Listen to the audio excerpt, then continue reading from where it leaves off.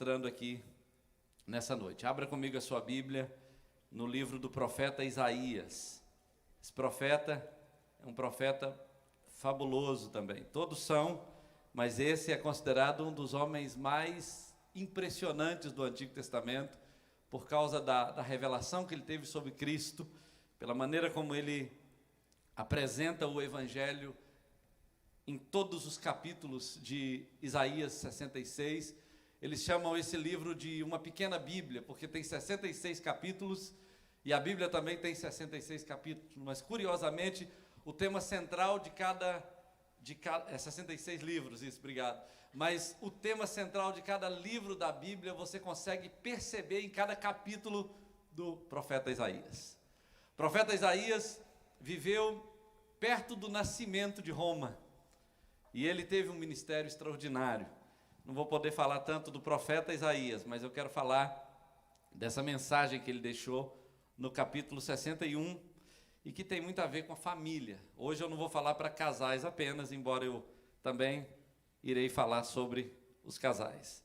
A Bíblia fala em Isaías capítulo 61, versículo 1, dizendo assim: O Espírito do Senhor Deus está sobre mim, porque o Senhor me ungiu para pregar boas novas aos quebrantados. Enviou-me a curar os quebrantados de coração e a proclamar libertação aos cativos e a pôr em liberdade os algemados, a apregoar o ano aceitável do Senhor e o dia da vingança do nosso Deus, e a consolar todos os que choram, e a pôr sobre os que em Sião estão de luto uma coroa em vez de cinzas, óleo de alegria em vez de pranto, veste de louvor em vez de espírito angustiado, a fim de que se chamem carvalhos de justiça plantados pelo Senhor para a sua glória. Edificarão os lugares antigamente assolados, restaurarão os de antes destruídos e renovarão as cidades arruinadas e destruídas de geração em geração. Estrangeiros se apresentarão e apacentarão os vossos rebanhos. Estrangeiros serão os vossos lavradores e os vossos vinhateiros. Mas vós sereis chamados sacerdotes do Senhor e vos chamarão ministros do nosso Deus. Comereis as riquezas das nações e na sua glória vos gloriareis. Em lugar da vossa vergonha tereis dupla honra. Em lugar da afronta exultareis na vossa herança. Por isso, na vossa terra possuireis o dobro e tereis perpétua alegria. Porque eu, Senhor, amo o juízo e odeio a iniquidade do roubo. Dar-lhes-ei fielmente a recompensa com eles, e com eles farei aliança. A sua posteridade será conhecida entre as nações, e os seus descendentes no meio dos povos. Todos quantos virem os reconhecerão como família bendita do Senhor. Regozijar-me-ei muito no Senhor. A minha alma se alegra no meu Deus, porque me cobriu com veste de salvação e me envolveu com um manto de justiça, como o noivo que se adorna de turbantes, como a noiva que se enfeita com as suas joias. Porque como a terra produz os seus renovos, e como o jardim faz brotar o que nele se semeia, assim o Senhor Deus fará brotar a justiça e o louvor perante todas as nações. Quem crê, diga amém. Queridos, eu quero falar hoje sobre tempo em família, e às vezes a gente se pergunta o que esse texto aqui tem a ver com tempo em família. Não é verdade?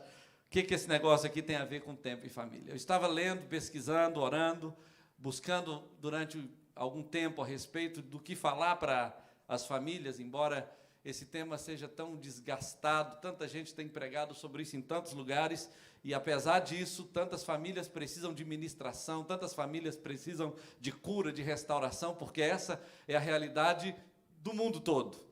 E eu estava procurando definição de família, porque a sociologia define a família de um jeito, mas o cenário mundial está redefinindo a família. Se você vai procurar as definições modernas hoje, família não se define mais por um homem, uma mulher e filhos. Família hoje tem várias configurações. Por exemplo, hoje tem filhos vivendo dentro de uma casa com pais ausentes o tempo todo, e isso é chamado de família. Existem situações onde os pais morrem e os filhos, o mais velho, tem que criar os mais novos, e isso é uma família. Existem situações onde só moram pessoas do mesmo sexo dentro de uma casa, e isso também é família. Não reuniões, famílias homoafetivas, não é isso, mas quando só homens, irmãos, primos, se juntam, montam uma república e vão morar junto por alguma circunstância. É família, tudo é família. E agora existe essa nova configuração de família que a sociedade está tentando colocar nessa mesma definição de família, que é o modelo de família homoafetivo. Mas eu quero falar hoje do modelo de família bíblico, do projeto de Deus para a família de uma forma mais ampla, como o Senhor tem projetado. É interessante que, quando você olha o pano de fundo bíblico e sai procurando modelos e referências de família, normalmente o cenário é trágico, é devastador, é depressivo, muitas vezes, quando você olha para os modelos de família que estão na Bíblia. Começando da primeira família, Deus criou a primeira família, Deus criou o primeiro casal, foi Deus que instituiu a família, ela é uma instituição divina, ela é um projeto de Deus, mas a primeira família experimentou o trauma de ter um filho matando o irmão e ter o irmão fugindo. Aquela primeira família perdeu os 2 filhos. Você não pode encontrar naquele primeiro modelo de família uma referência perfeita de família. Apesar disso, você vai vendo a sociedade se degradando, chega o tempo de Noé, Noé era o homem justo, íntegro, pregoeiro de justiça, como a Bíblia diz, a família dele era uma família aparentemente modelo, referencial, ele era um homem excepcional, mas depois do dilúvio ele se embriaga, envergonha a sua família, ao voltar da embriaguez ele amaldiçoa os filhos, um filho pelo menos, e aquele filho produz uma descendência maldita. Você vai seguindo, passam em torno de 400 anos e chega o tempo de Abraão, as famílias estavam completamente degradadas. A sociedade estava devastada, porque quando a família vai sendo destruída, a sociedade é destruída, o país como um todo é destruído, e aí a terra entra em colapso. Nós estamos vivendo exatamente o modelo de sociedade que Jesus anunciou em Mateus 24 e que a geração de Noé experimentou. É exatamente o modelo. Não existe muita referência de quem é o pai, de quem é a mãe, de quem são os filhos. A coisa está virando uma bagunça geral.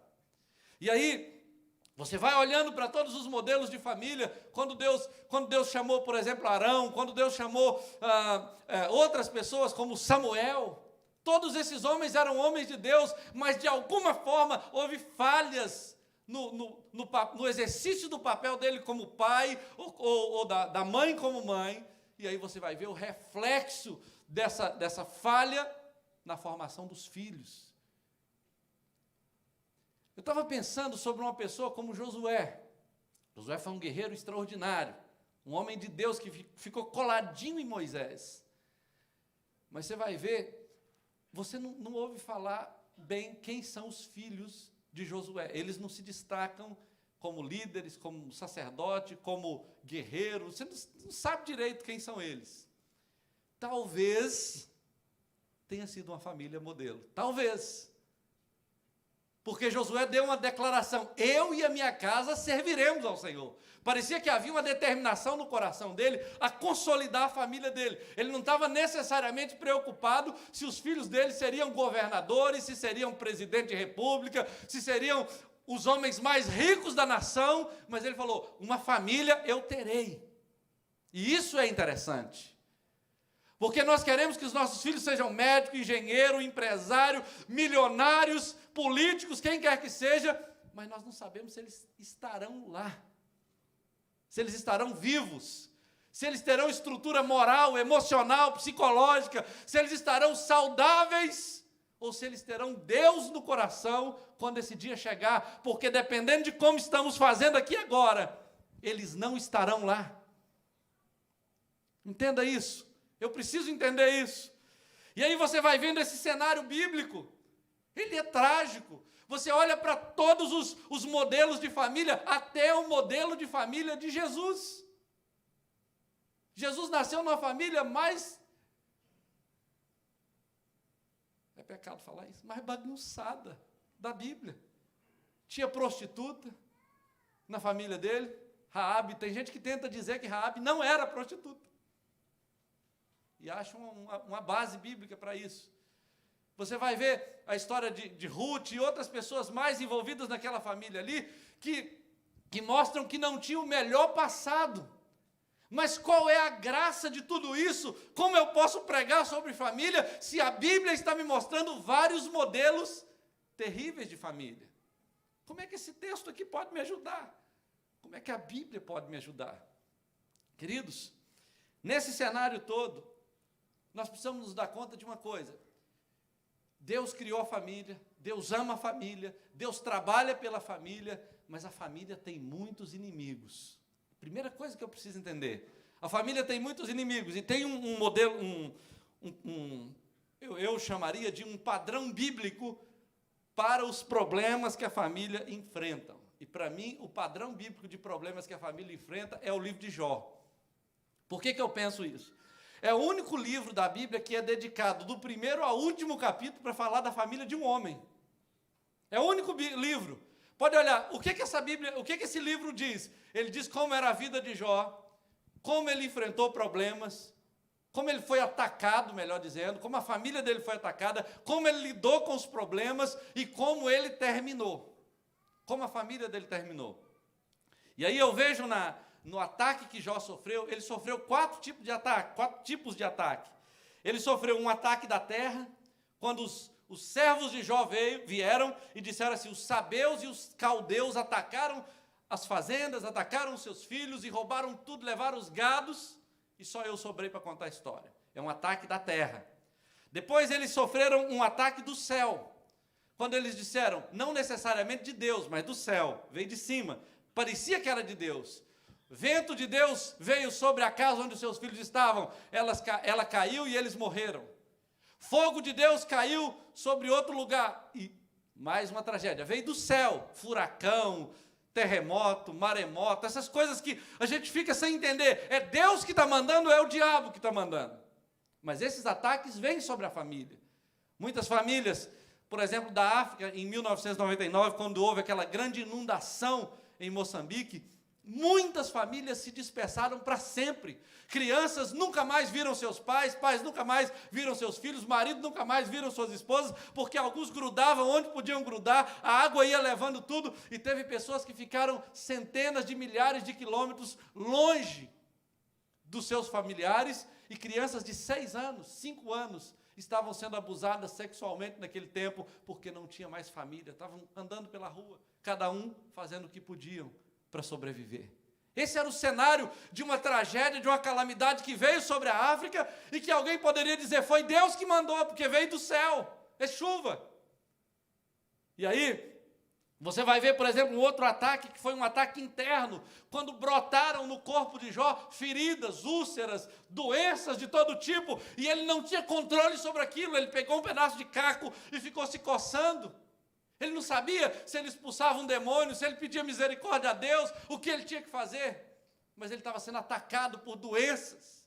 E depois veio um outro tipo de ataque, que é um ataque humano. Quando a esposa dele falou assim, por que você não amaldiçoa o seu Deus e morre? Por que você não se mata? Por que você não manda Deus para onde você quiser e se mate?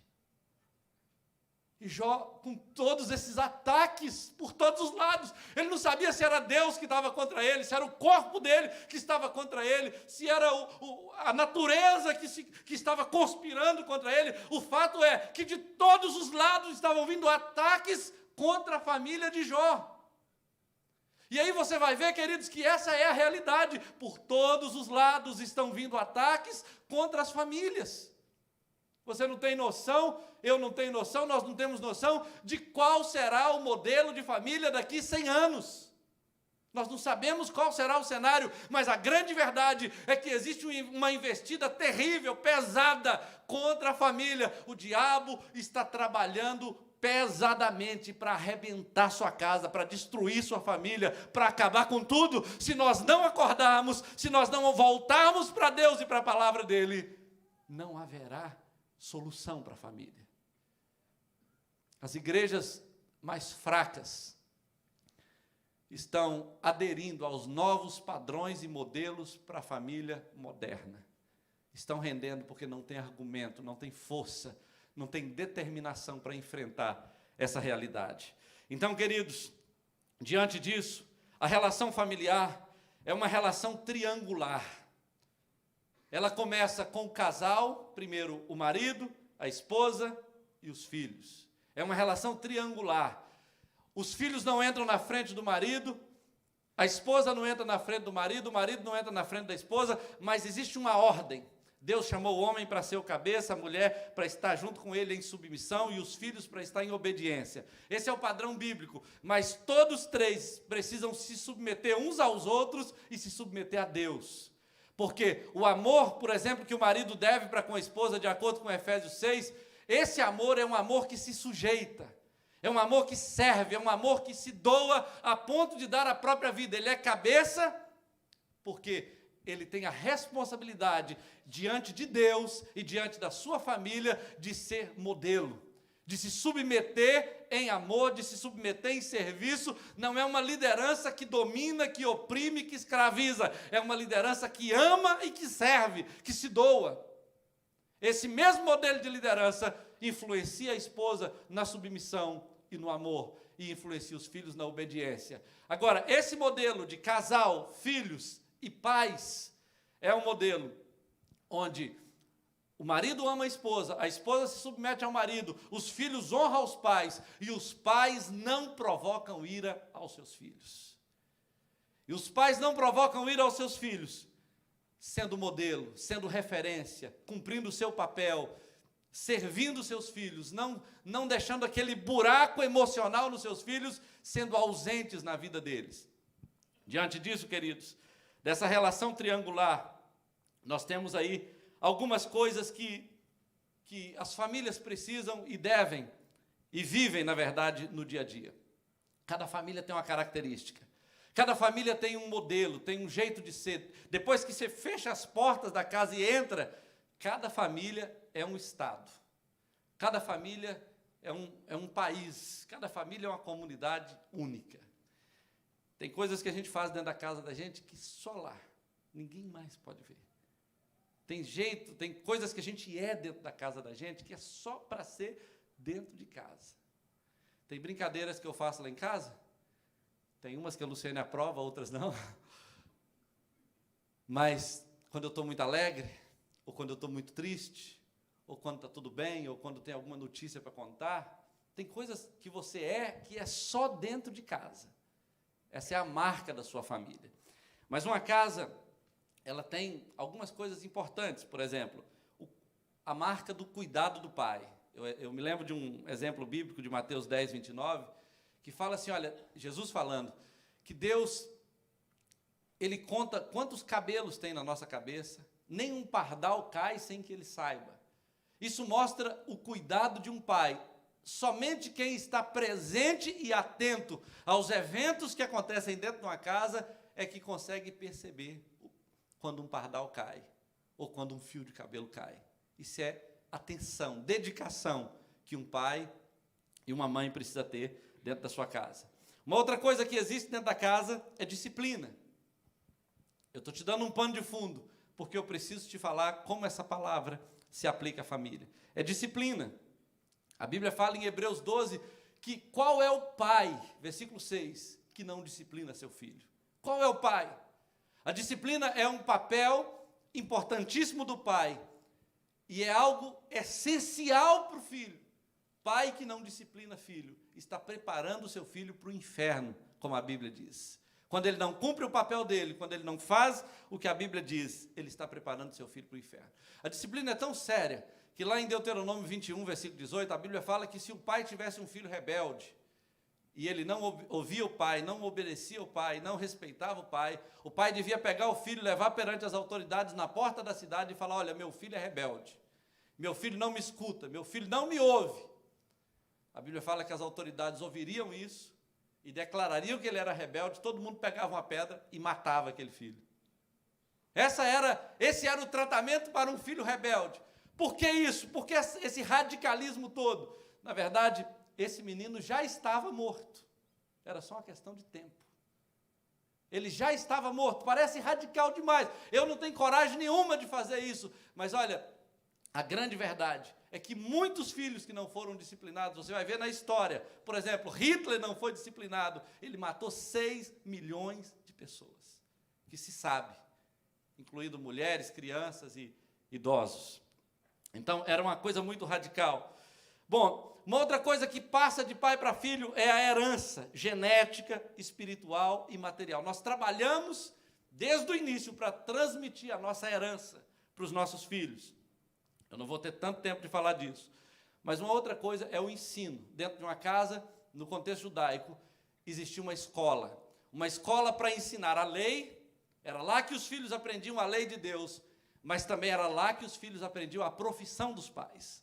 Normalmente, a maioria dos filhos repetia o que os pais faziam, porque era dentro de casa que eles eram treinados para serem o que eles deviam ser como cidadãos, como homens e mulheres, quando crescessem, quando casassem. Então, era algo assim muito interessante, como Deus criou a família para ser. O ensino era uma marca da família. Agora, diante de tudo isso, queridos, nada dessas coisas você consegue fazer a menos que você dedique tempo à sua família. A menos que você entenda a importância de investir tempo aos seus filhos, tempo para o seu casamento, tempo para o seu relacionamento com Deus. Não existe possibilidade de salvar a sua família a menos que você coloque isso na sua agenda. Não existe. E eu quero te mostrar o que esse texto pode nos ensinar nesse tempo que eu tenho. Esse texto de Isaías é um texto profético.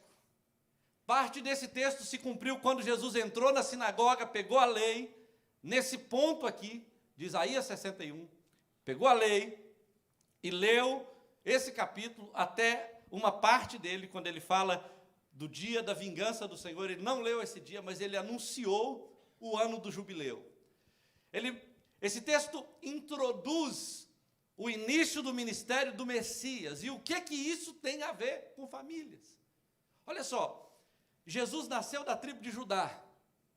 A tribo de Judá era uma tribo que estava debaixo de uma rejeição lá atrás, por parte de Jacó, porque Judá se contaminou com N coisas, incluindo o ato de relação sexual com a sua própria nora por acidente. A Bíblia fala em Jeremias 17 que o pecado de Judá foi escrito na pedra com caneta de ferro, com ponta de diamante. Havia uma culpa em Judá, havia uma culpa em Jacó, havia uma condenação naquele homem que veio a ser o pai do Messias. Se fosse olhar por vários eventos que aconteceram, esse homem não poderia ser o pai do Messias.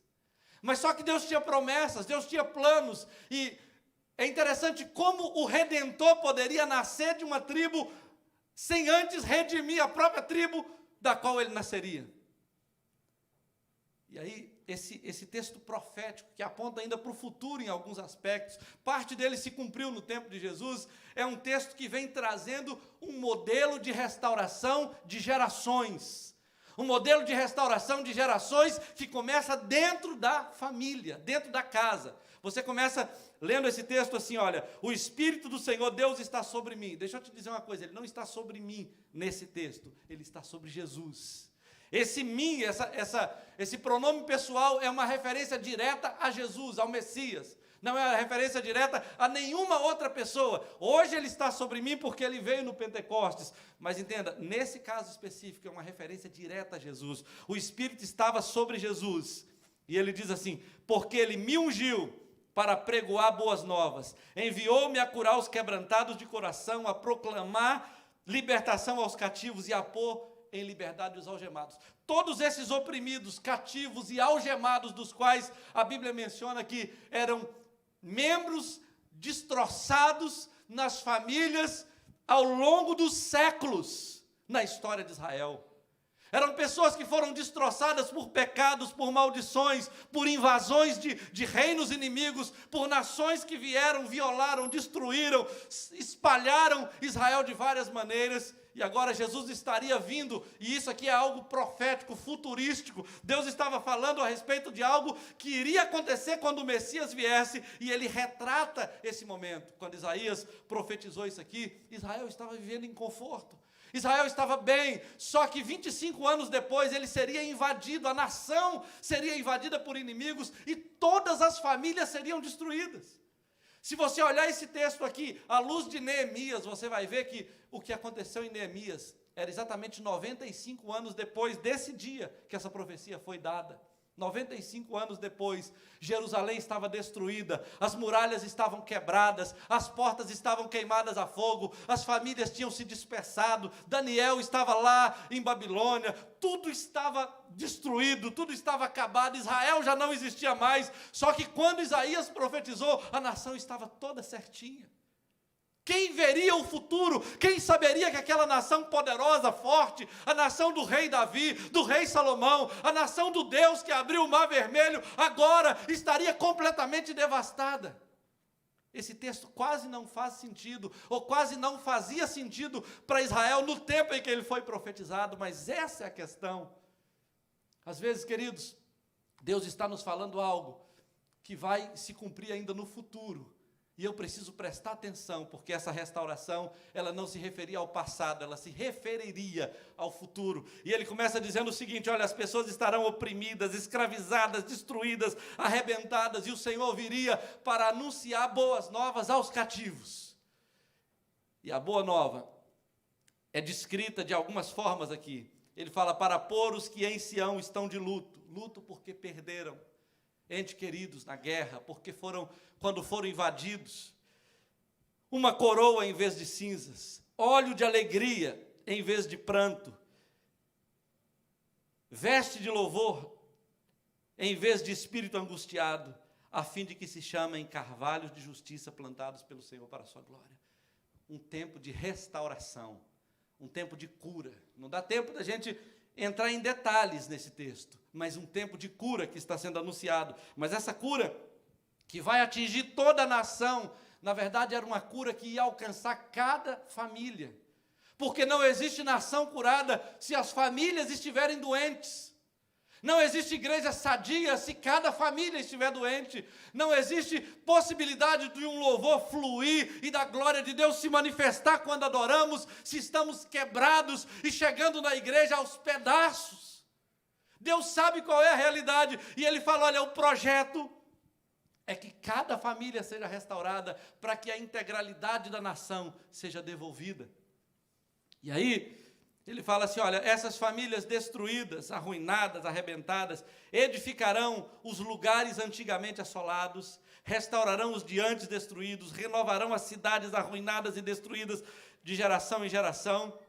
Estranhos virão e apacentarão os vossos rebanhos, estrangeiros serão os vossos lavradores e vinhateiros, mas vós sereis chamados sacerdotes do Senhor, e vos chamarão ministro do nosso Deus. Comereis as riquezas das nações, e na sua glória vos gloriareis. Tudo isso aqui é um tempo de restauração para a família de Israel, e para cada família que descenderia de Israel, e atingindo até mesmo a igreja, que seriam parte dos descendentes de Abraão por meio da fé em Jesus.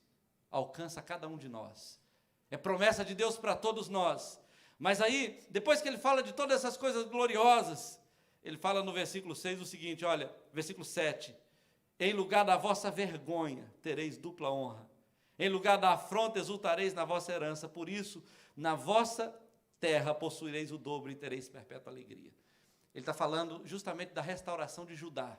A vergonha que Judá passou seria restituída em dupla honra. Deus estava trazendo restauração para Judá, porque os seus pecados passados, os nossos pecados passados, os erros que cometemos ao longo do tempo, ou que os nossos pais cometeram, não poderão se perpetuar como um motivo de vergonha na nossa vida por todo o tempo. Deus está dizendo o seguinte, olha, toda vergonha passada será curada e virá sobre cada família dupla honra. Você crê nisso? Agora, ele diz assim, porque eu, Senhor, amo o juízo e odeio a iniquidade do roubo, dar-lhes-ei fielmente a sua recompensa, e com eles farei aliança eterna. Deus estava só alertando para o povo algo. Olha, todas aquelas invasões que vieram por parte da Síria, eu odeio aquilo. A maneira como aconteceu. E por isso, por causa disso, eu dar-lhes-ei fielmente as recompensas e vou fazer aliança com esse povo. Deus estava trazendo o anúncio de um tempo novo que viria. E aí ele entra no que eu quero falar agora, nessa manhã. Ele fala assim: a sua posteridade será conhecida entre as nações, e os seus descendentes no meio dos povos. Todos quantos os virem, os reconhecerão como família bendita do Senhor. Essa promessa me chama muito a atenção, porque, primeiramente, ela mostra não os modelos de famílias que nós encontramos na Bíblia, ela mostra a intenção do coração de Deus para a família que Ele deseja levantar. Você vai ver nesse texto que Deus está focado em famílias. Ele não está focado no modelo de homem e de mulher que você é agora apenas. Ele está focado no modelo de filho, de neto, de bisneto e de tetaraneto que você está formando a partir do modelo de pessoa que você é agora. Ele está de olho na sua geração. Muitos de nós pensamos que o nosso trabalho acaba quando nós morremos, ou quando os nossos filhos crescem, mas entenda uma coisa, o nosso nome, o nosso caráter, o nosso ensino, o nosso relacionamento com Deus vai continuar se propagando depois da nossa morte. Eles vão dizer quem somos, quem fomos, o que fazemos, como vivemos, ou eles vão copiar quem nós fomos, ou eles vão odiar o que nós fomos. Entenda isso, preciso entender isso. E aí, veja bem, queridos, a sua família será conhecida. Eu vejo também aqui uma visão de Deus. A sua família será conhecida. Ele está dizendo, olha, ele não está dizendo que isso acontecerá literalmente, porque depende de algumas coisas, mas ele está dizendo, se você quiser, a sua família será conhecida. Se você entender o que eu quero para você, a sua família será conhecida. Se você crer nesse negócio aqui e levar isso a sério, a sua família será conhecida entre as nações. E eu vejo nesse projeto de Deus o que Ele quer revelar às nações da terra. Ele fala, todos quanto os virem, as nações da terra, os gentios, os reconhecerão como família bendita do Senhor. Esse texto aqui me faz crer que a mesma promessa que Deus fez a Abraão, agora está sendo estendida a Israel, e pela fé em Jesus está sendo estendida à igreja. Então, como o meu tema hoje é tempo em família, isso aqui não pode acontecer só com oração. Senhor, eu quero que essa palavra se cumpra na minha vida, a minha família será conhecida entre as nações, eu profetizo, eu declaro, eu chuto o capeta, vai dar certo em nome de Jesus, eu dou 3 pulinhos. Isso não funciona. Você pode plantar bananeira em cima da Bíblia e profetizar e babar aqui em cima, que não vai acontecer. Não vai. Você vai precisar gastar tempo com a sua família. Precisa gastar tempo. Ensinar leva tempo. Disciplinar leva tempo. Orar leva tempo. Nós aprendemos na universidade, aprendemos na vida que nós temos que ganhar todo o dinheiro que pudermos em todo o tempo que tivermos oportunidade. Mas deixa eu te dizer uma coisa. Se você ganhar dinheiro em todo o tempo que oportunidade tiver, você estará ganhando dinheiro quando você deveria orar. Você estará ganhando dinheiro quando você deveria ensinar seu filho. Você estará ganhando dinheiro quando você deveria curtir sua família. Você estará ganhando dinheiro quando você deveria disciplinar seu filho. Você estará ganhando dinheiro quando você deveria sair para jantar com a sua esposa. Você estará ganhando dinheiro quando você deveria ter um tempo íntimo com a sua família. Você estará ganhando dinheiro quando você deveria assistir um filme com a sua família. E sabe de uma coisa? Você vai ganhar dinheiro, mas você vai ser pobre de família. Você talvez vai ter uma herança poderosa para os seus filhos, mas é perigoso você ter que fazer como aquele jornalista de Belo Horizonte, que lutou e conquistou o topo da carreira, ficou rico, milionário, conseguiu muito patrimônio, mas ele escreveu na tampa do sapato Rafarilo, dizendo o seguinte: olha, tudo que eu ganhei não tem valor nenhum. Poderia, se acontecesse um incêndio e queimasse tudo, e eu perdesse tudo, não faria diferença nenhuma para mim, porque a maior perda que eu tive foi quando eu precisei tirar o nome dos meus 2 filhos da lista de dependentes do meu imposto de renda, porque eles morreram. Mas uma família lá do Japão, depois daquele tsunami, eles falaram o seguinte: olha, nós perdemos casa, perdemos bens, perdemos tudo que tínhamos e vamos ter que recomeçar de novo. A repórter perguntou: mas vocês não estão infelizes? Aí eles falaram o seguinte: olha, tudo que nós perdemos, nós conseguimos repor. Graças a Deus que a nossa família está toda aqui, ó. Nós vamos conseguir repor tudo. Nós não perdemos filhos, estamos vivos. Nós só entendemos a riqueza de ter uma família abençoada quando nós perdemos ela, ou quando nós somos inteligentes e reconhecemos antes de perder. E aí, queridos, diante dessa realidade, a promessa de Deus, a sua família será bendita, mas isso significa investir tempo. Honestamente, eu era muito crente antigamente. Agora eu não sou tanto mais. Eu era tão crente que às vezes eu pensava que parar para assistir um filme era quase pecado. Antigamente. Não, tem que trabalhar, tem que ir para a igreja, tem que fazer isso e aquilo. Cinema, então, era abominação. Vestir uma bermuda, queridos, era blasfêmia contra o Espírito Santo no meu tempo. Porque dava a impressão que eu não estava trabalhando. Dava a impressão que eu não estava cumprindo o ministério. E se eu tiver que expulsar um demônio, e se eu tiver que atender um casal, eu vou estar despreparado. Então, por um tempo na minha vida, a Luciane sofreu muito. E os meninos também. O zelo da tua casa me consome. Era mais ou menos assim. E aí, diante dessa situação, divertir, tirar férias. Queridos, depois que a gente começou a ter coragem de fazer isso, a gente começou a descobrir que isso é mais espiritual do que a gente imagina. Os demônios vão todos embora, muitas vezes, quando você tira um tempo e vai passear. Às vezes o demônio é falta de descanso. É um capetão o cansaço, não é verdade? É um chifrudão. Ele entra para destruir, aí você fala: meu Deus, eu já orei, já jejuei, já expulsei demônio, e ele não sai. Aí você dorme um pouquinho a mais, descansa, acorda mais tarde no dia seguinte, você vai ver, ele não está lá mais. Era só cansaço, era só falta de tempo para investir. E aí, terminando, queridos, a promessa de Deus, nesse texto aqui, diz assim: eu sei que eu não estou pregando esse texto como eu deveria pregar, e eu fico meio frustrado com isso. Mas no versículo 11 ele diz assim: porque a terra produz os seus renovos, e como o jardim faz brotar o que nele se semeia, assim o Senhor fará brotar a justiça e o louvor perante as nações.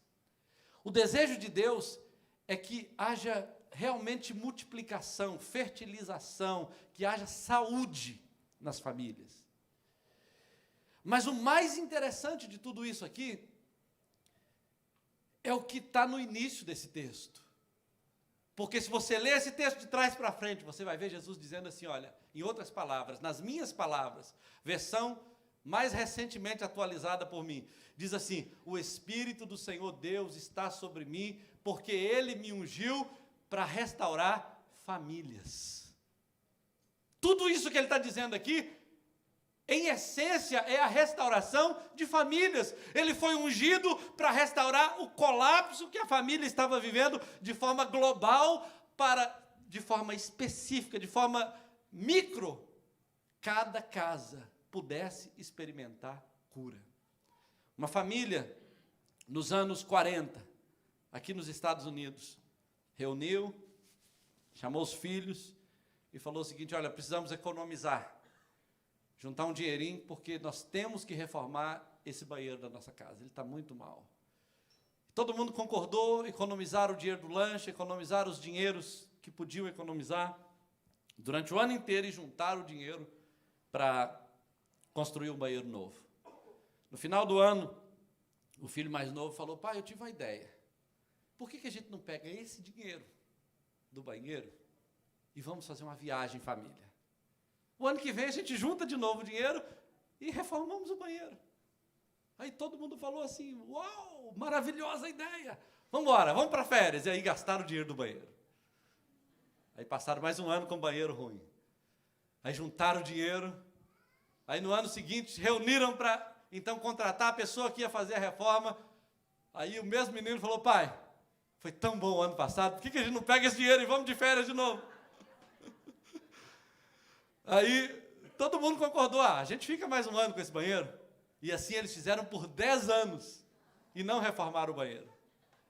Aí quando completou 10 anos que eles tinham feito isso, o menino foi para a guerra. Aquele menino. Uma noite antes dele morrer, ele escreveu uma carta para a família, dizendo o seguinte: olha, essa carta chegou meses depois, a família já sabia que ele tinha morrido. Mas quando a carta chegou, eles começaram a ler aquela carta, o pai e a mãe sentados ali na sala, sozinhos. E o filho descrevendo tudo que ele se lembrava daqueles 10 anos junto com a família. E ele chorando ali em silêncio, o pai e a mãe. Aí o pai falou assim: querida, você já imaginou esse menino mandando essa carta para nós? E dizendo o quanto ele lembrava de um banheiro novo? Qual filho ia lembrar de banheiro novo, de carro, de videogame? Quanto celular uma criança quebra ao longo da vida e nem lembra que teve? Mas o que ele vai lembrar é do que você marcou na vida dele com o tempo que você deu, com o tempo que você reservou. Então, nessa noite, queridos, o Espírito do Senhor foi derramado sem limites sobre Jesus, para garantir que a sua família seja conhecida entre as nações como família bendita do Senhor. Ele foi ungido pelo Espírito Santo para construir uma família para você, para abençoar a sua família. Nós só não temos uma família abençoada se não quisermos. Pare tudo. Gaste um tempo com a sua família. Remodele sua vida. Para de pensar só no futuro. No futuro você não vai ter nada para curtir. Se você não curtir agora, a sua vida de hoje não será a mesma vida do futuro. Pense no futuro com responsabilidade, mas preste atenção no presente. Dê aos seus filhos o que eles precisam de disciplina, educação e presença. O resto eles conseguem. Amém? Vamos orar? Fique de pé, por favor. Eu sei que eu já extrapolei a hora, é meu pecado capital. É o meu pecado capital. Eu sempre cometo esse pecado, peço perdão. E diz que pecado reincidente não tem perdão, né? Se Deus falou com você, eu quero chamar aqui a minha esposa, por favor, e eu quero chamar você, casal, família. Se Deus falou com você, e você entende que realmente essa unção que está sobre Jesus, para prover uma família abençoada, se aplica a você, a sua família, a sua casa, e você não quer escrever uma história diferente dessa história, essa história é bíblica, é o que Deus sonhou para a sua casa, para a sua família. Então, mesmo sabendo que eu atrasei um pouquinho, pastor, eu vou pedir o pessoal para vir na frente. Se Deus falou com você, não pense duas vezes, vem aqui na frente, nós vamos orar juntos. Eu também me coloco diante de Deus como aquele que precisa dessa bênção todo dia. Eu não sou o melhor modelo de pai, nem de marido, nem de pastor, nem de crente. Eu preciso crescer a cada dia. Na verdade, eu sou um projeto destinado ao fracasso. É a misericórdia de Deus que faz a gente ficar de pé. Quantas vezes, queridos, eu estive a um fiozinho assim para destruir minha família? Quantas vezes? Quantas vezes eu tive a um passo de arrebentar meus filhos, de arrebentar meu casamento? Se eu fiquei de pé, se realmente nós conseguimos estar aqui até hoje, foi misericórdia de Deus. E eu sei que essa é a história de cada um de nós. É um milagre a gente estar junto, a gente estar de pé. É um milagre. Mas esse milagre não é por acaso. Jesus foi ungido para isso. Ele foi ungido.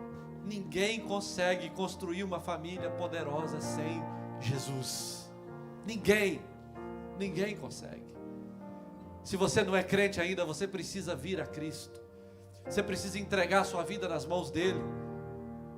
Se você ainda não tomou essa decisão, você precisa tomar logo. Se você é um marido que dorme mais na igreja do que presta atenção, você precisa correr para os braços de Jesus depressa. Ou se você é uma esposa que não está valorizando o compromisso do seu marido, corra para os braços de Jesus. Você precisa dele.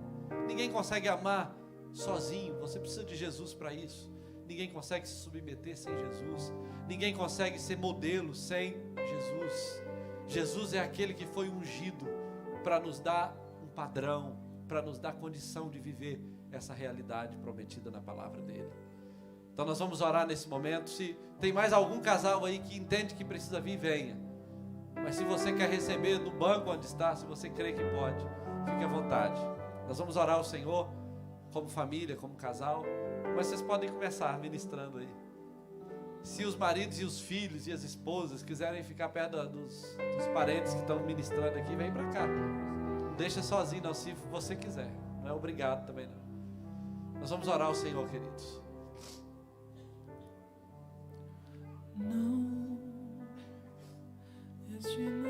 Feche os seus olhos.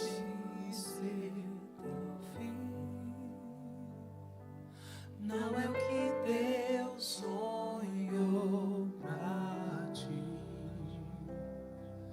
Não podes aceitar. Ver tua família se acabar, tua esperança se apagar, tua fé esmorecer. Sei que é difícil crer que sim, se tudo em volta diz que não, já diz mas esquecer de tudo que Deus prometeu, que sobre a tua vida estão as mesmas bênçãos de Abraão. Bendita será tua casa, bendita serão os teus filhos, e Deus engrandecerá teu nome.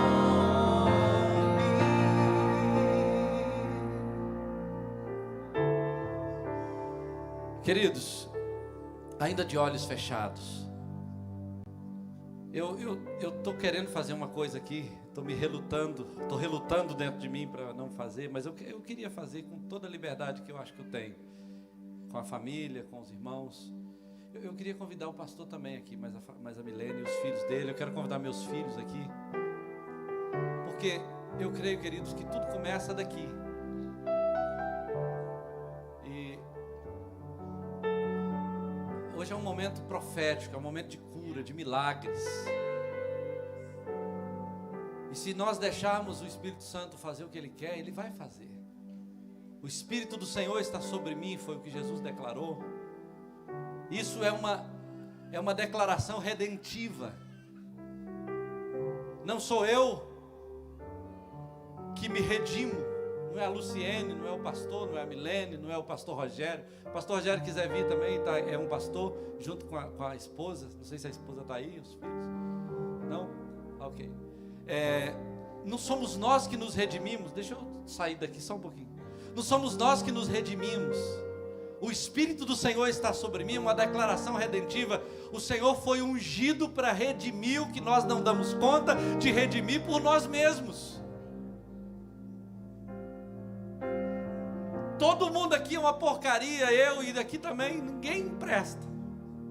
Nós faríamos as piores coisas nessa terra. É por causa disso que o Espírito do Senhor veio sobre Jesus.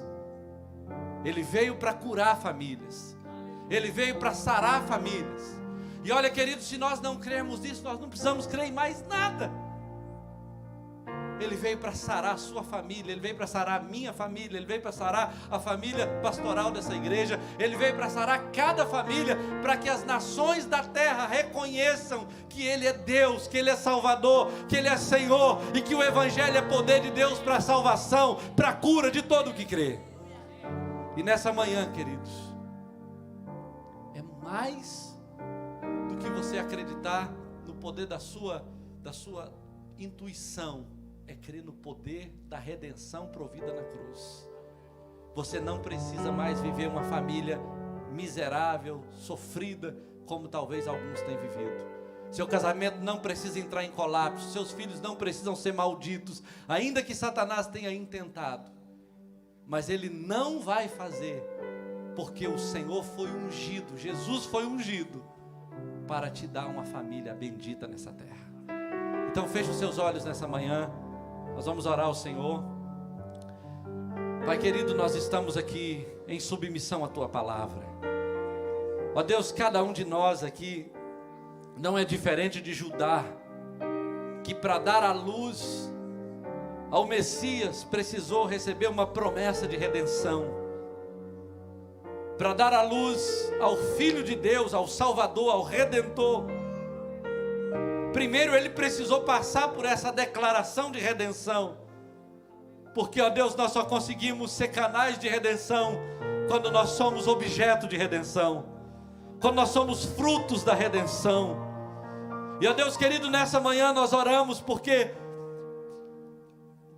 a menor parte, ó Deus, nós estamos dispostos a dar, que é o nosso tempo para isso. Mas o maior sacrifício já foi feito naquela cruz. E nessa manhã nós queremos profetizar sobre cada família, ó Deus, um novo tempo. Ó Deus, que o tempo passado, as culpas passadas escritas com caneta de ferro em ponta de diamantes sobre a pedra, foram apagados com o sangue do Filho de Deus naquela cruz. Não há condenação, não há visitação de maldição, não há decretos malditos, não há declarações malditas que possam anular a obra redentiva na cruz em favor da minha família e de cada família que está aqui.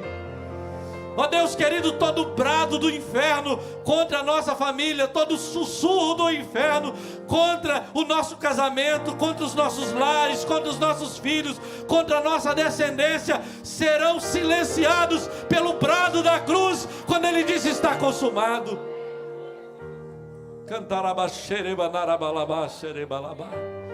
Senhor, paira o Teu Espírito sobre a casa do pastor Salmão, sobre a minha casa, ó Deus, sobre a Milene, sobre a Luciene, sobre cada esposa de pastor aqui, ó Deus, sobre cada pastor presente, ó Deus amado, meu Deus, sobre o pastor André, sobre o pastor Rogério, sobre o pastor Flávio, sobre o pastor Edson, ó Deus querido, sobre os outros pastores, pastora Cida, Senhor, pastor Elaine, estenda a Tua mão sobre cada família, Senhor amado, sobre cada lar, sobre cada líder, sobre cada homem e mulher de Deus, sobre os ministros que ministram no altar, na adoração, sobre professores de escola dominical, ó Deus, estenda a Tua mão, muda a realidade desse mundo, ó Deus, por mais que o mundo esteja declarando um novo modelo de família, nós estamos relembrando para o inferno que cremos na redenção, que cremos no que o Senhor fez na cruz, que cremos, ó Deus querido, que se perpetuará aquilo que o Senhor já realizou,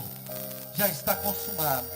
Ó Deus, no nome do Senhor Jesus, nós nos submetemos ao Senhor, nós nos apossamos dessa promessa e cremos e declaramos que a nossa família, assim como essa família declarada da Bíblia, a nossa família será conhecida entre as nações, e todos quanto virem nossos netos, nossos filhos, nossa descendência, os reconhecerão como família bendita do Senhor. Em nome de Jesus, se você crê, diga: a minha família será conhecida entre os povos, e os meus descendentes como família bendita do Senhor. Você crê nisso? Aplauda o Senhor nessa manhã em nome de Jesus.